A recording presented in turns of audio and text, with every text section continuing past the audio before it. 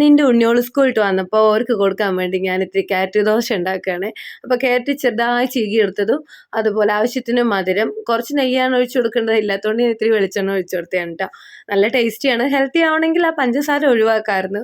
പക്ഷെ ഇത്രയും മധുരം ഉണ്ടെങ്കിൽ ഉണ്ണിയോള് കഴിക്കുക. അപ്പോൾ ഉണ്ണിയോൾക്ക് ഉണ്ടാക്കിയിട്ട് ഞാൻ ഏട്ടന് കൊടുത്തപ്പോൾ എൻ്റെ അടുത്ത് ചോദിക്കുക, ഇതിക്ക് ചട്നി ഒന്നും ഇല്ലേന്ന്. ഉണ്ണിയോൾക്കുള്ളത് തന്നത് പോരാണ്ട് ഇപ്പോൾ നിങ്ങൾക്ക് ചട്നിയാണെന്നും പറഞ്ഞ് ഞാൻ അങ്ങനെ പുറം പണി എടുക്കാനോ വേണ്ടി പുറത്തേക്ക് വന്നിട്ടുണ്ട് കേട്ടോ. അപ്പോൾ അത്യാവശ്യത്തിനുള്ള വിറകൊക്കെ പെറുക്കി കൂട്ടുകയാണ്.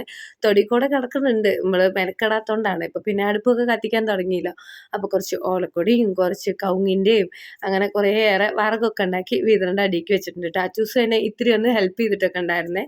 പിന്നെ അകായി അടിക്കല്, മുറ്റടിക്കല്, പുറം പണികൾ എന്ന് പറഞ്ഞാൽ ഇതൊക്കെയാണല്ലോ.